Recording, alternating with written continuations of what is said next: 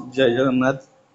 आज आमर special OTT रो जो कोश विषय सब्जेक्टिव आंसर होता तार आज पार्ट 1 एमसीक्यू आनी। जदि आपण मानक ये भिडटी भल लगे आपण मैंने निश्चिंत भाव में लाइक शेयर सब्सक्राइब करेंगे। प्रथम क्वेश्चन देखा क्या आधार करी 1839 मसीह सिल्डन ओ स्वान द्वारा कोश सिद्धांत वर्णित होता माने सेल थियोरी 1839 आसला। तेणुक 1839 आसला क्या आधार करी ना जो देती रॉबर्ट हुक कोश ये भी ठीक आउ रॉबर्ट ब्राउन न्यस्टी ये भी ठीक पुरकुनिक आदि जीवक ये भी मध्य ठीक। तेणुक ये तीन जाक ठीक आंसर हम डी डी हम आंसर कौन ना उपरोक्त समस्त।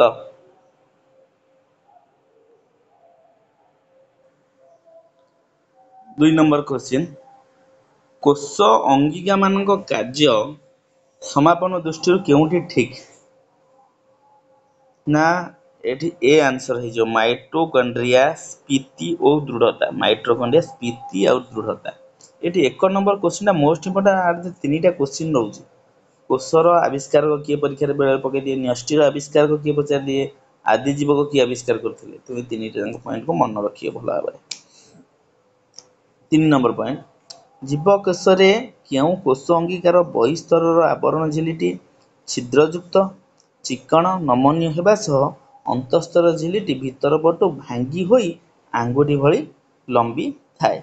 यहाँ हूँ माइटोकॉन्ड्रिया कारण यहाँ डबल स्तर 2 स्तर विशिष्ट माइटोकॉन्ड्रिया। तापर आसीगला जीवकोश भितर केउ अंग द्वारा झिल्ली निर्माण प्रक्रिया यहाँ मुझे सब्जेक्टिव पढ़ाई थी। झिल्ली निर्माण किए कर एंडोप्लाज्मिक रेटिकुलम। उद्भिद कोश केउ गल्गी बॉडी सहायता रे कोश भित्ति तैयारी हेबा सहित विभिन्न प्रकार एंजाइम क्षरण रे सहायक होता है। ताहले एटा डिक्टियोजोम एटा हूँ कौन आर आंसर हम डिक्टियोजोम। डिक्टियोजोम साहाय्य डिक्टियोजोम गल्गी बॉडी सहायता रे कोश भित्ति तैयारी हेबा सहित विभिन्न प्रकार एंजाइम क्षरण करिता है। तापर क्वेश्चन 6 नंबर एमिया भली एककोषी जीव मानकर केउ जीवन प्रक्रिया केवल गोटिए कोश मध्य समाहित होता है। निश्चिंत भाव में परिपाक श्वासक्रिया तो हम रेचन वृद्धि हो पार प्रजनन हो पार तेणु डीटा उपरोक्त समस्त।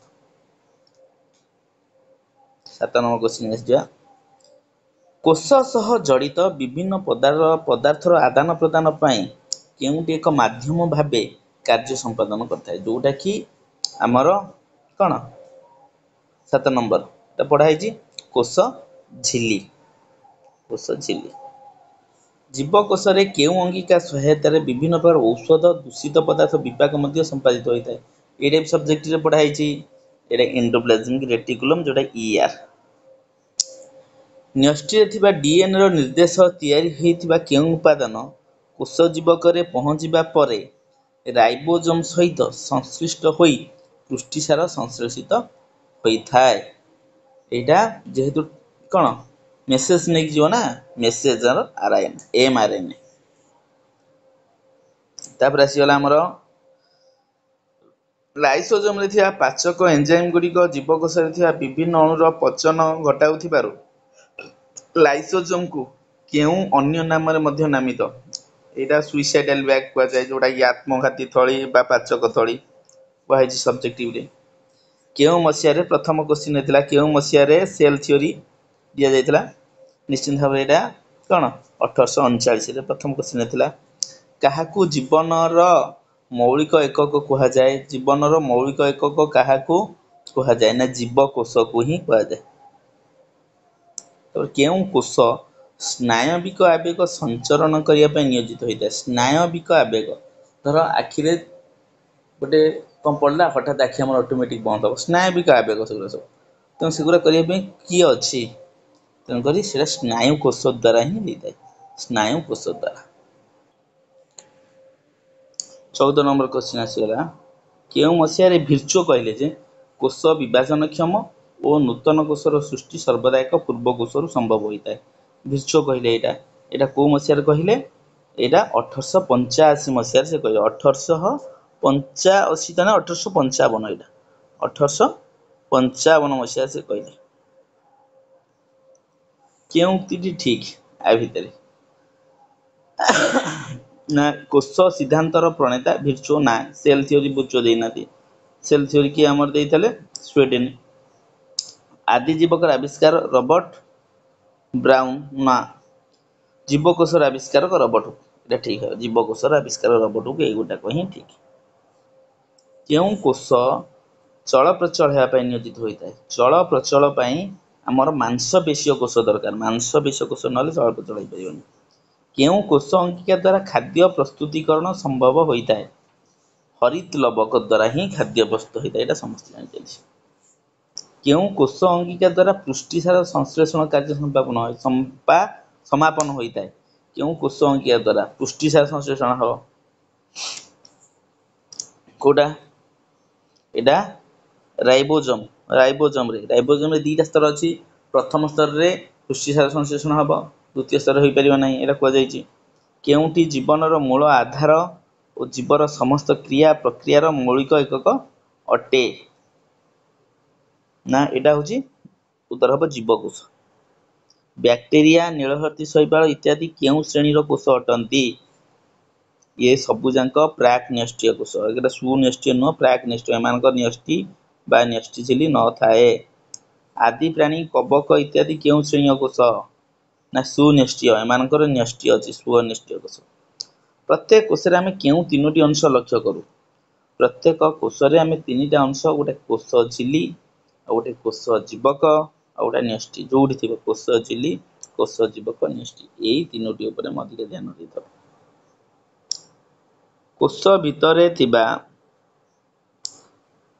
कोषर विभिन्न उपादान को आवृत करी रखिथिबा आवरणटी को कौन कहुए ना एटा को कोष झिल्ली कहुए कोष झिल्ली माध्यम विभिन्न पदार्थ यातायात होता है ताले एटा केउं प्रक्रिया द्वारा संपादित हो न था जिते मुझे सब्जेक्ट पढ़ी ये बारंबार कही विसरण हुए परासरण हुए पुरःसरण भी हुए किंतु सक्रिय परिवहन एटा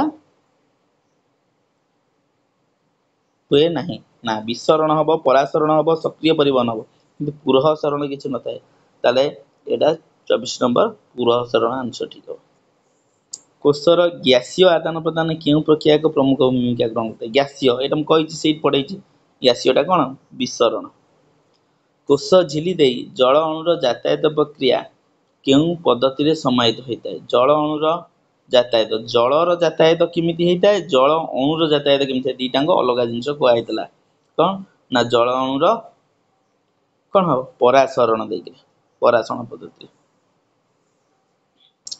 उद्भिद कोष कोष झिल्लीर बाहर पटे एक अतिरिक्त कठिन आवरण थाए ताहाकू कौन कह जाए ना ताहाकू कोष भित्ति कह जाए उद्भिद कोष भित्ति प्राणी कोष कोष झिल्ली कह जाए कोष भित्ति मुख्यतः केउं श्वेतसार द्वारा गठित होता है एटा सेल्युलोज नामक श्वेतसार जातीय कोष भित्ति कोष को कौन जोगाई थाए कोष भित्ति कोषर आकृति और दृढ़ता माने कोष को प्रोटेक्शन से दिए आकृति और दृढ़ता कोष अंगिका मान देखिया केउं उपकरण व्यवहार करा जाय थाए एटा इलेक्ट्रॉन माइक्रोस्कोप नहले देखि हबो नै एटा इलेक्ट्रॉन अणुवीक्षण यंत्र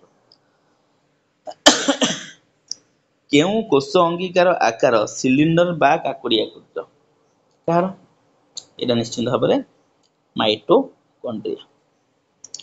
माइटोकॉन्ड्रिया अंतस्तर झिल्ली भीतर पटू भांगी होई आंगुठी भली लंबी थाए यह कौन कह जाए ना यह आमर क्रिस्टा कह जाए कौन कह जाए क्रिस्टा क्रिस्टा यहाँ कौन कह जाए क्रिस्टा क्रिस्टा कह जाए क्रिस्टा सी आंसर क्रिस्टा जदि आपण मानकू ये वीडियोटी भल लगी आपण निश्चिंत भाव में लाइक शेयर सब्सक्राइब करेंगे। रहुची जय जगन्नाथ।